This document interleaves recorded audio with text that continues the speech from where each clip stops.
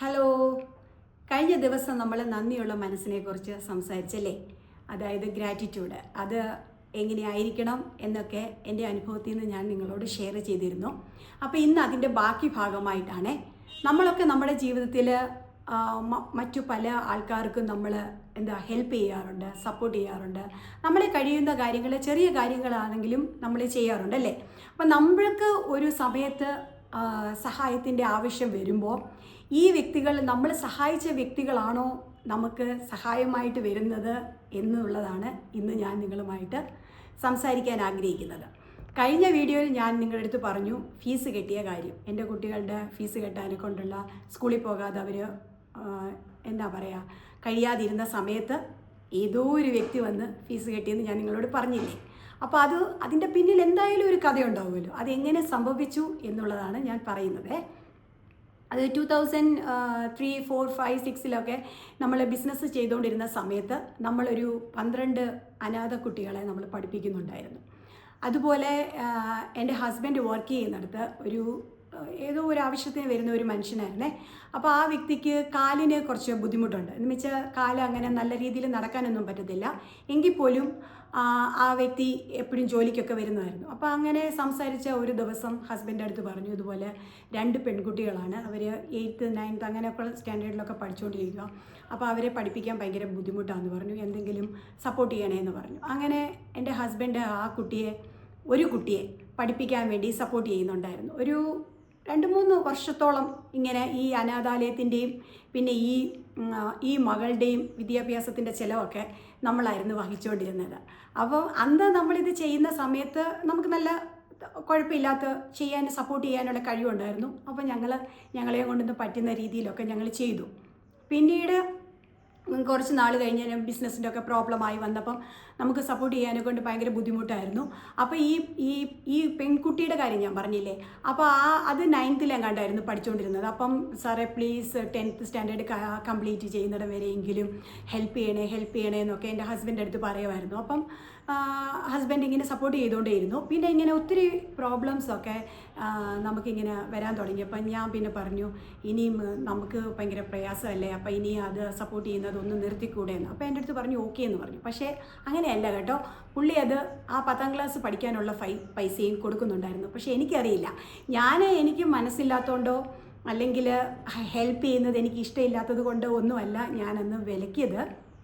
കാരണം നമുക്ക് നമ്മുടെ സിറ്റുവേഷൻ നമുക്കല്ലേ അറിയത്തുള്ളൂ. അപ്പോൾ എനിക്ക് അങ്ങനത്തെ സമയമായതുകൊണ്ട് ഞാൻ പുള്ളിയുടെ അടുത്ത് പറഞ്ഞു, ഇപ്പോൾ ഇത് നമുക്കിവിടെ നിർത്താമെന്ന്. അപ്പം നമ്മൾ അന്ന് ശരിക്കും പറഞ്ഞു കഴിഞ്ഞാൽ നമ്മൾ ചെയ്ത നല്ല മനസ്സോടുകൂടി ചെയ്ത ഒരു സംഭവമാണ് ശരിക്കും പറഞ്ഞാൽ നമ്മുടെ ജീവിതത്തിൽ തിരിച്ചു വന്നത്. അത് വന്ന അന്ന് നമ്മൾ സഹായിച്ച ആ വ്യക്തി നമുക്ക് അധികം പരിചയമുള്ള ആളൊന്നുമല്ല, ഏതോ ഒരു സാഹചര്യത്തിൽ പരിചയപ്പെട്ടതാണ് നമുക്ക്, അല്ലെ നമ്മുടെ ഫ്രണ്ട് സർക്കിളിലുള്ളതോ അല്ലെ നമ്മുടെ റിലേഷനിലുള്ളതോ ഒന്നുമല്ല.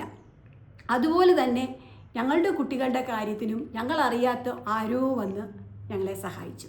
നമ്മൾ നല്ല മനസ്സോടുകൂടി ചെയ്യുമ്പം നമുക്ക് ആവശ്യം വരുമ്പം അത് തിരിച്ച് നമുക്ക് വന്ന് ചേരും അല്ലേ? അതുപോലെ നമ്മൾ ഈ സാമ്പത്തിക സഹായം മാത്രമല്ല ഞാൻ ഉദ്ദേശിക്കുന്നത്. നമ്മൾ വിഷമിച്ചിരിക്കുന്ന മെൻ്റലി അല്ലെ വിഷമിച്ചിരിക്കുന്നവരെ നമ്മൾ പോയിട്ട് സപ്പോർട്ട് ചെയ്ത് കൊടുക്കാറുണ്ട് അല്ലേ? പിന്നെ അതുപോലെ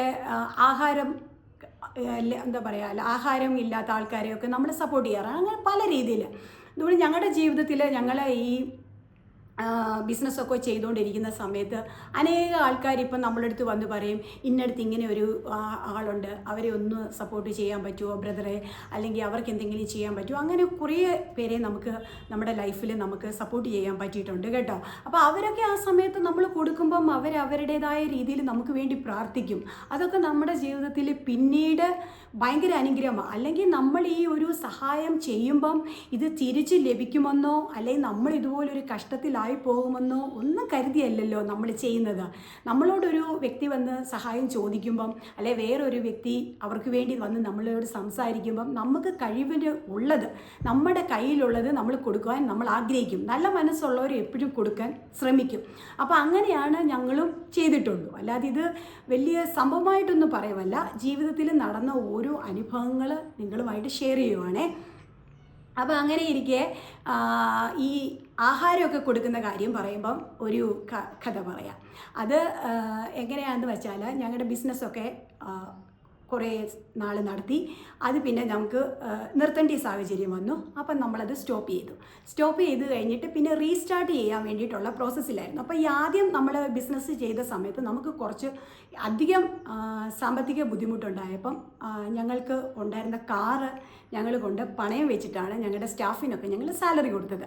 അത് പിന്നെ ഞങ്ങൾക്ക് ഇൻട്രസ്റ്റ് എല്ലാം കൂടി ഞങ്ങൾക്ക് തിരിച്ചെടുക്കാൻ പറ്റിയില്ല. അപ്പോൾ അങ്ങനെ ഞങ്ങളുടെ കാറ് ഇല്ലാതായി ആ സമയം. പിന്നീട് ഞങ്ങൾ ബിസിനസ് റീസ്റ്റാർട്ട് ചെയ്യാൻ വേണ്ടിയിട്ട് ഫണ്ട് അറേഞ്ച് ചെയ്യുകയും അതിൻ്റെ പ്രോസസ്സൊക്കെ ചെയ്യുന്ന പ്രോജക്റ്റ് റിപ്പോർട്ട് അങ്ങനത്തെ കാര്യങ്ങളൊക്കെ ചെയ്യാൻ വേണ്ടിയിട്ട് ഇങ്ങനെ ശ്രമിച്ചുകൊണ്ടിരിക്കുന്ന ഇടയിൽ നമ്മുടെ ഒരു ഫ്രണ്ട് വഴി നമ്മളൊരു വ്യക്തിയെ പരിചയപ്പെട്ടു. പുള്ളി നല്ലൊരു മനുഷ്യൻ, നല്ല വിദ്യാഭ്യാസമുള്ള ആളാണ്. അപ്പം പുള്ളി നല്ല സാമ്പത്തികമായിട്ടുള്ള രീതിയിലൊക്കെ ജീവിച്ചു വളർന്ന് വന്ന, പക്ഷേ പുള്ളിയുടെ ഏതോ ഒരു സാഹചര്യത്തിൽ സ്വന്തം വീടൊക്കെ ഉണ്ടായിരുന്നു, അതൊക്കെ വിറ്റ് പിന്നെ മെൻ്റലി കുറച്ച് പ്രോബ്ലമുള്ള ഒരു മകനുണ്ടായിരുന്നു പുള്ളിക്ക്. പിന്നീട് വൈഫിനും സംതിങ് അതുപോലെ ഏതാണ്ടൊക്കെ പ്രോബ്ലംസൊക്കെ ഉണ്ടായിരുന്നു കേട്ടോ. അപ്പോൾ അങ്ങനെ അവരിങ്ങനെ ഇരിക്കുന്ന സമയത്താണ് നമ്മൾ ഈ ആളെ പരിചയപ്പെടുന്നത്, അതായത് എൻ്റെ ഹസ്ബൻഡ് പരിചയപ്പെടുന്നത്. അന്നേരം പുതിയ ബിസിനസ് സ്റ്റാർട്ട് ചെയ്യുന്നതിനെക്കുറിച്ചൊക്കെ സംസാരിച്ചപ്പോൾ അതിനെക്കുറിച്ച് കാര്യങ്ങളൊക്കെ പറഞ്ഞു തരാനും ആ പ്രൊജക്റ്റ് റിപ്പോർട്ടൊക്കെ ഉണ്ടാക്കുന്നതിനെയും കുറിച്ച് അതിന് വേണ്ടിയിട്ടൊക്കെ നിരന്തരം ഈ പുള്ളിയെ മീറ്റ് ചെയ്യാൻ പോകുമായിരുന്നു. അപ്പം ഞാൻ ആദ്യം തന്നെ പറഞ്ഞല്ലോ, നമ്മുടെ കാറില്ലായിരുന്നു. ഈ വ്യക്തി ഒരു പാർക്കിലാണ് എപ്പോഴും കാണാൻ വരുന്നത്. അപ്പം വീട്ടിൽ നിന്ന് ഹസ്ബൻഡ് 5 കിലോമീറ്റർ നടന്നിട്ടാണ് ഈ സാറിനെ കാണാൻ വേണ്ടി പോകുന്നത്. അപ്പോൾ അവിടെ ചെന്ന് അവരുടെ അടുത്തൊക്കെ സംസാരിക്കും. അപ്പോൾ എല്ലാ പ്രാവശ്യവും ചെല്ലുമ്പം എന്തെങ്കിലുമൊക്കെ പൈസ ചോദിക്കും കേട്ടോ. അപ്പോൾ ചെറിയ രീതിയിൽ 500 രൂപ, 200 രൂപ, 100 രൂപ ഇത്രയൊക്കെ കൊടുക്കാറുള്ളൂ. അന്നേരം നമുക്കും നമ്മുടെ വീട്ടിലും ഭയങ്കര ബുദ്ധിമുട്ടും പ്രയാസമൊക്കെ ആയിരുന്നു, ഈ ബിസിനസ് ഇല്ലല്ലോ. അന്നേരം ആ സാഹചര്യത്തിൽ എൻ്റെ ഹസ്ബൻഡിൻ്റെ സിസ്റ്ററും മകളും ഞങ്ങളോടൊപ്പം ഉണ്ടായിരുന്നേ. അപ്പോൾ അവരായിരുന്നു ഞങ്ങളെ സപ്പോർട്ട് ചെയ്യാൻ വന്നിരുന്നത്. അപ്പോൾ അവരും പിന്നെ ഞങ്ങൾ ഹസ്ബൻഡും വൈഫും 2 കുട്ടികളും ഞങ്ങളെല്ലാവരും കൂടായിരുന്നു കഴിഞ്ഞു പോയിക്കൊണ്ടിരിക്കുന്നത്. അപ്പം ഈ ഒരു സമയത്ത് എന്നും ഈ സാറിനെ കാണാൻ വേണ്ടിയിട്ട് ഹസ്ബൻഡ് പോകും. എന്നുമില്ല, ആഴ്ചയിൽ 1-2 തവണയൊക്കെ ഇങ്ങനെ പോകും കേട്ടോ. അപ്പോൾ അവിടെ ചെല്ലുമ്പോഴേ ഈ ബിസിനസ് റീസ്റ്റാർട്ട് ചെയ്യാൻ വേണ്ടിയിട്ടുള്ള ഓരോ കാര്യങ്ങളൊക്കെ പുള്ളിയുടെ അടുത്തുനിന്ന് ഇങ്ങനെ ഡോക്യുമെൻറ്റ്സ് ഒക്കെ എന്തൊക്കെ ചെയ്യണമെന്നുള്ളതൊക്കെ അത് മനസ്സിലാക്കാൻ വേണ്ടിയിട്ടാണ് പുള്ളിയെ കാണാൻ പോകുന്നത്. അപ്പോൾ ഓരോ പ്രാവശ്യം ചെല്ലുമ്പോഴും പുള്ളി ഈ പൈസ എന്തെങ്കിലും ഫുഡിനൊക്കെ ഭയങ്കര സ്ട്രഗിൾ ചെയ്യുമായിരുന്നു അദ്ദേഹം. അപ്പം എന്തെങ്കിലുമൊക്കെ ഹെൽപ്പ് ചെയ്യണേ എന്നൊക്കെ ചോദിക്കും. അന്നേരം അജിത്ത് കയ്യിലുള്ളതൊക്കെ കൊടുക്കാറുണ്ട്. അപ്പോൾ അവർക്ക് 3 പേര് കഴിയണമല്ലോ, ഹസ്ബൻഡും പിന്നെ വൈഫും പിന്നെ അവർക്കൊരു മകനും ഉണ്ട്. അപ്പോൾ അവർക്ക് 2 പേർക്കും നല്ല സുഖമില്ലാത്ത ആൾക്കാരാണ്. ഈ സാറ് മാത്രമേ ഉള്ളൂ ഓക്കെ ആയിട്ടുള്ളത്. അപ്പോൾ പുള്ളിയാണ് ഇതൊക്കെ ചെയ്യുന്നത്. അങ്ങനെ ഇരിക്കെ ഒരു ദിവസം ഇതുപോലെ സാറിനെ കാണാൻ വേണ്ടി പോകാനിറങ്ങിയപ്പം എൻ്റെ അടുത്ത് ചോദിച്ചു, എന്തെങ്കിലും പൈസ ഉണ്ടോ സാറിന് കൊടുക്കാൻ. അപ്പം കുറച്ച് മുന്നേ പുള്ളി ഫോൺ ചെയ്തപ്പോൾ പറഞ്ഞു, അജിത്തെ എനിക്ക് വരുമ്പം ഫുഡ് വാങ്ങിക്കാനുള്ള എന്തെങ്കിലും പൈസ തരണേ എന്ന് പറഞ്ഞു. അപ്പം അതുകൊണ്ട് ഹസ്ബൻഡ് എൻ്റെ അടുത്ത് ചോദിച്ചു, പിന്നെ എനിക്ക് എന്തെങ്കിലും പൈസ ഉണ്ടോ വിസ നിൻ്റെ കയ്യിലെന്ന്. അപ്പം ഞാൻ പറഞ്ഞു ഇല്ല, ഒന്നുമില്ല എന്ന് പറഞ്ഞു. അന്നേരം ഇല്ല താടി വിസ എന്ന് പറഞ്ഞു. ഞാൻ കൊടുത്തില്ല. ഞാൻ എന്തുകൊണ്ട് കൊടുക്കാഞ്ഞെന്ന് പറഞ്ഞാൽ കുഞ്ഞുങ്ങൾ 2 പേരും അവർ സ്കൂളിൽ രാവിലെ പോകുമ്പോൾ അവർക്ക് സ്നാക്സ് കൊടുക്കണം. അവർ രാവിലെ ഈ ബ്രേക്ക്ഫാസ്റ്റ് കഴിച്ച് പോകുന്ന ഒരു സ്വഭാവം അവർക്കില്ല.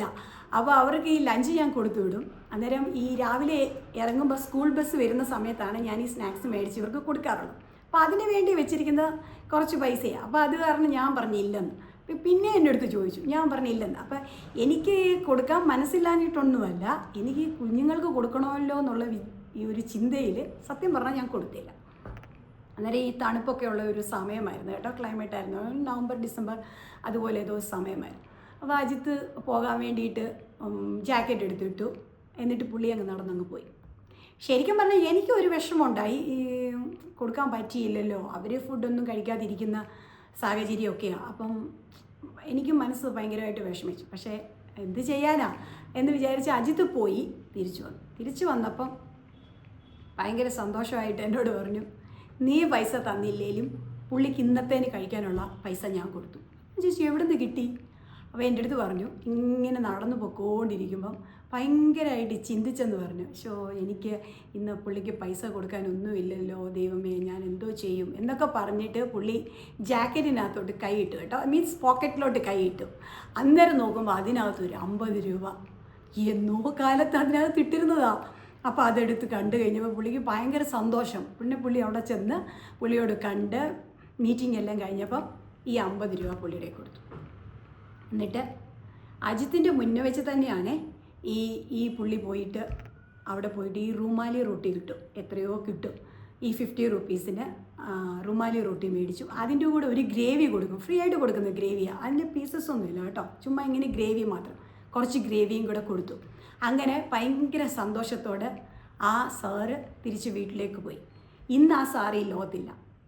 അപ്പം പിന്നെ അജിത്ത് ഭയങ്കര സന്തോഷത്തോടെ വീട്ടിൽ വന്നു എന്നോട് പറഞ്ഞു, എന്നെ ശരിക്കും പറഞ്ഞാൽ എൻ്റെ മുഖത്ത് നോക്കിയിട്ട് എന്നോട് ഇങ്ങനെയാണ് പറഞ്ഞത്, നീ തന്നില്ലേലും എനിക്ക് ദൈവം ഒരുക്കി ഞാൻ ആ മനുഷ്യന് ഇന്ന് കഴിക്കാനുള്ള ആഹാരം കൊടുത്തു. അപ്പം നമ്മൾ ഈ ചെയ്യുന്ന സമയത്തൊന്നും നമ്മൾക്ക് ഇങ്ങനത്തെ വരും, അല്ലെ ഏതെങ്കിലും ഒരു സാഹചര്യം നമുക്കും ഉണ്ടാവും, നമുക്കും ഇത് തിരിച്ചു കിട്ടും, അല്ലെ ആ സാറ് തന്നെ നമുക്ക് തിരിച്ചു തരും എന്നൊന്നും വിചാരിച്ചിട്ടല്ലല്ലോ നമ്മൾ ചെയ്യുന്നത്. അപ്പോൾ ഇത് നമ്മൾ അങ്ങനെ ചെയ്തത് കൊണ്ട്, നമ്മുടെ നല്ല മനസ്സുകൊണ്ട് കൊടുത്തത് കൊണ്ട് നമുക്ക് എന്ത് സംഭവിച്ചെന്നറിയാമോ? അത് മാസങ്ങൾ കുറച്ച് കഴിഞ്ഞു. ഇങ്ങനെ ഇരിക്കെ നമ്മുടെ വീട്ടിൽ ഈ ഗ്രോസറി ഐറ്റംസ് എല്ലാം നമ്മൾ മേടിക്കും, അതായത് റൈസ്, ഡാൽ അങ്ങനെയുള്ള സാധനങ്ങളെല്ലാം നമ്മൾ മേടിക്കും. അപ്പോൾ ഈ എല്ലാ ദിവസവും അല്ലെ അങ്ങനെ നമുക്ക് ചിക്കനും ഫിഷും ഒന്നും നമുക്ക് മേടിക്കാൻ പറ്റത്തില്ലല്ലോ. അപ്പം നമ്മൾ ഈ പാവങ്ങളുടെ പ്രോട്ടീൻ ഫുഡായ മുട്ടയായിരിക്കും അപ്പം കൂടുതലും കഴിക്കുന്നത്.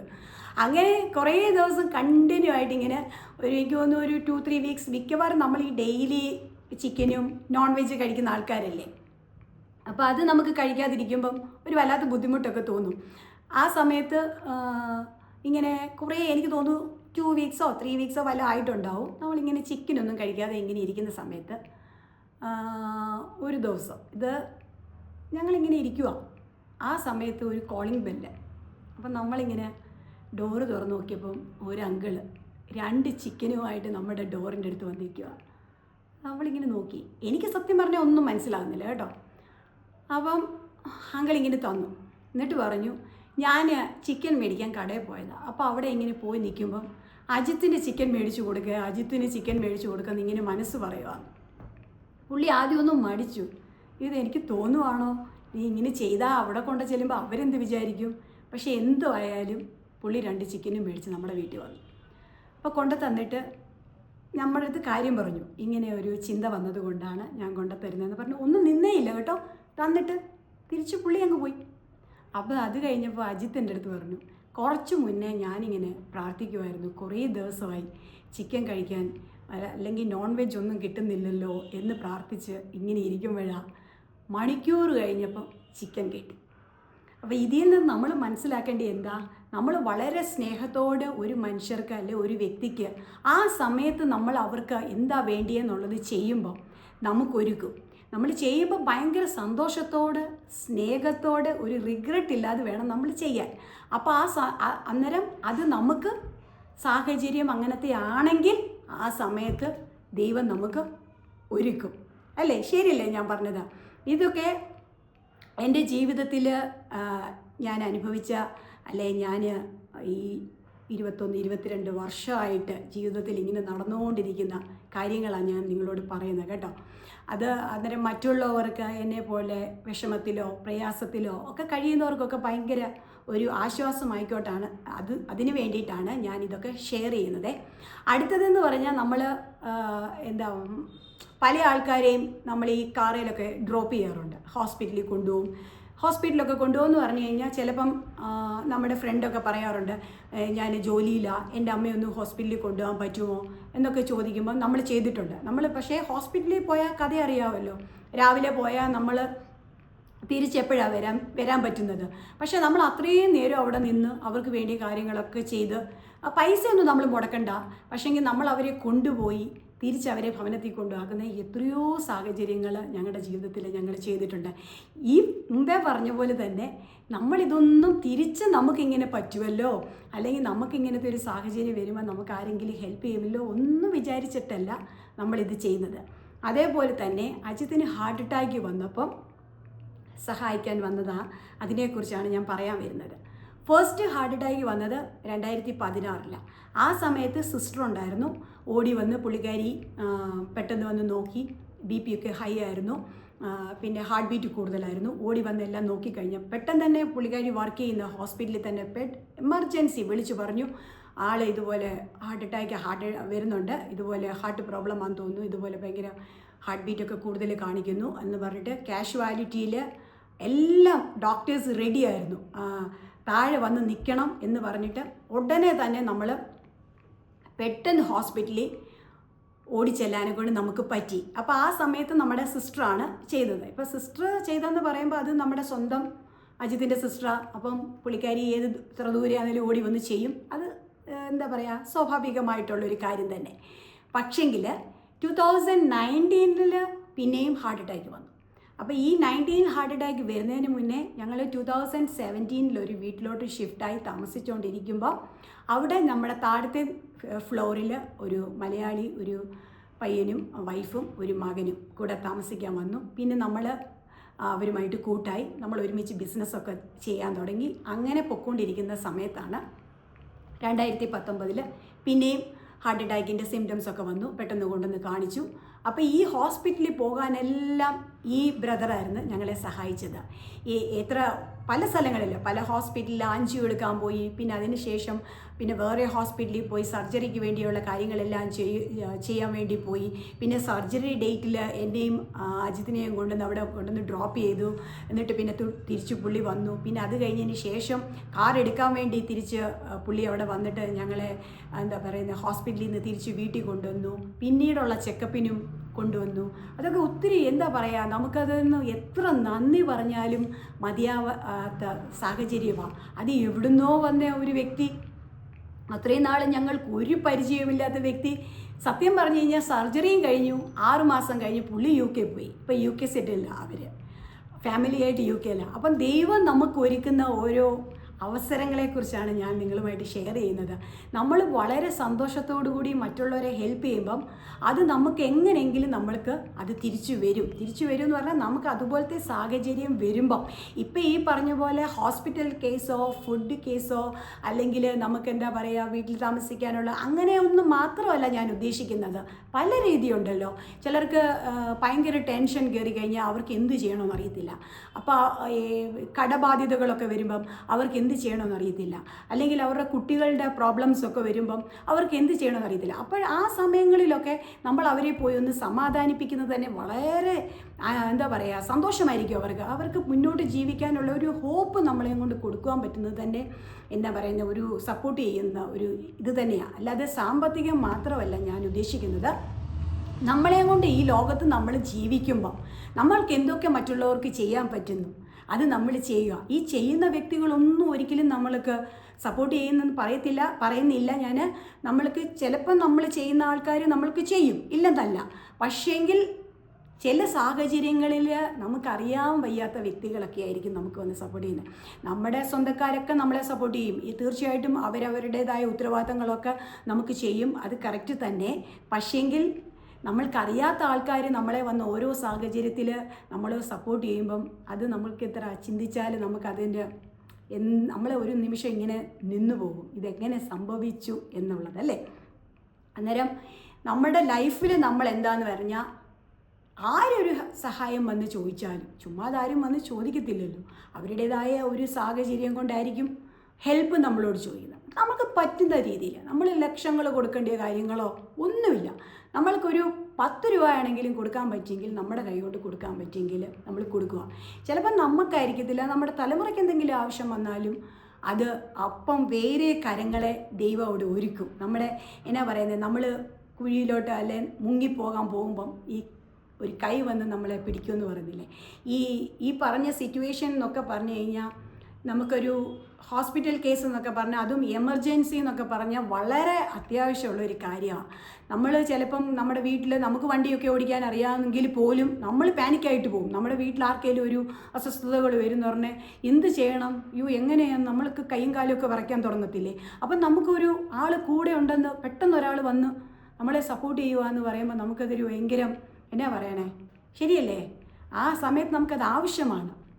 അപ്പോൾ കഴിവതും നമ്മൾ മറ്റുള്ളവർക്ക് നമുക്ക് ചെയ്യാൻ പറ്റുന്ന രീതിയിലൊക്കെ നമ്മൾ സഹായങ്ങൾ ചെയ്ത് മുന്നോട്ട് പോവാം. എൻ്റെ ലൈഫിൽ അനേക കാര്യങ്ങളുണ്ട് കേട്ടോ. ഇനിയും പറഞ്ഞു കഴിഞ്ഞാൽ കഥയൊന്നും പറഞ്ഞു കഴിഞ്ഞാൽ ഇവിടെ തന്നെ തീരത്തില്ല. അതുപോലത്തെ സഹായങ്ങളും സപ്പോർട്ടും പല രീതിയിൽ നിന്നും പല ആൾക്കാരും, പരിചയമുള്ളവരും ഫ്രണ്ട്സും പിന്നെ റിലേറ്റീവ്സും ഒക്കെ നമുക്ക് സപ്പോർട്ട് ചെയ്ത കാര്യങ്ങളൊക്കെ ഉണ്ട്. അതൊക്കെ ഞാൻ നന്ദിയോടുകൂടെ തന്നെയാണ് ഓർക്കുന്നത്. അവരോടൊക്കെ എപ്പോഴും നമുക്ക് എന്നാ പറയുന്നത്, സ്നേഹവും സന്തോഷവും മാത്രമേ ഉള്ളൂ. ഞാൻ പറഞ്ഞു വന്ന എന്താന്ന് പറഞ്ഞാൽ, നമ്മുടെ ജീവിതത്തിൽ നമുക്ക് ചെയ്യാൻ പറ്റുമോ, ഇനി പ്രാർത്ഥിച്ച് സഹായിക്കാനാണെങ്കിൽ നമുക്കത് ചെയ്യാം. പ്രാർത്ഥനയിൽ അവരെ ഓർക്കാം. പിന്നെ നമുക്ക് അല്ലാത്ത രീതിയിൽ സപ്പോർട്ട് ചെയ്യാം. അല്ലെ അവർക്ക് വേണ്ടുന്ന ഒരു കാര്യങ്ങൾ നമ്മൾ ചിലപ്പോൾ അവർക്ക് നമ്മളോട് പറയാൻ മടിയുണ്ടാവും. പക്ഷേ നമ്മൾ അറിഞ്ഞ് ചെയ്ത് കഴിഞ്ഞാൽ ഇതൊക്കെ ഭയങ്കര ഗ്രേറ്റ്ഫുൾ ആയിട്ടുള്ള കാര്യങ്ങളല്ലേ അല്ലേ. ഇതൊക്കെ തിരിച്ച് ദൈവം വേറെ രീതിയിൽ നമുക്ക് വേണ്ടി ഒരുക്കും. അപ്പം ഞാനിത് എത്രയൊക്കെ നിങ്ങളോട് സംസാരിച്ചല്ലോ. നിങ്ങളുടെ ജീവിതത്തിലും ഇതുപോലൊക്കെ എന്തെങ്കിലും ചെറിയ സംഭവങ്ങൾ എങ്കിലും ഉണ്ടാവാത്ത ആരും കാണത്തില്ലെന്നാണ് ഞാൻ വിശ്വസിക്കുന്നത്. അങ്ങനെയുണ്ടെങ്കിൽ നിങ്ങൾ കമൻറ്റ് ചെയ്യണം കേട്ടോ. അപ്പോൾ എൻ്റെ ഈ സ്റ്റോറി, അതായത് എൻ്റെ സ്വന്തം കഥ തന്നെയാണ്. ഈ കഥ നിങ്ങൾക്ക് ഇഷ്ടമായെന്ന് വിചാരിക്കുന്നു. ഇതിനകത്ത് ഒത്തിരി പാഠങ്ങൾ നമുക്ക് പഠിക്കാനുണ്ട്. ചിന്തിക്കുമ്പോൾ നമുക്ക് ഒത്തിരി കാര്യങ്ങളാണ് ഞാനിപ്പോൾ പറഞ്ഞപ്പോൾ ഇത് ഒരു ഇത്ര സമയം കൊണ്ട്, ഇത്ര മിനിറ്റ് കൊണ്ട് ഞാൻ പറഞ്ഞു പോയി. ഇത് ലൈഫിൽ ഭയങ്കര രീതിയിൽ അനുഭവിച്ച്, ഞങ്ങൾ കുടുംബമായിട്ട് അനുഭവിച്ച കഥയാണ് ഞാൻ നിങ്ങളോട് പറഞ്ഞത്. ഇതിഷ്ടമായെങ്കിൽ നിങ്ങൾ ലൈക്ക് ചെയ്യണം, ഷെയർ ചെയ്യണം, സബ്സ്ക്രൈബ് ചെയ്യണം. അടുത്തൊരു സ്റ്റോറിയുമായിട്ടോ അല്ലെ അടുത്ത എൻ്റെ ജീവിത അനുഭവമായിട്ടും കാണുന്നിടം വരെ ബായ്.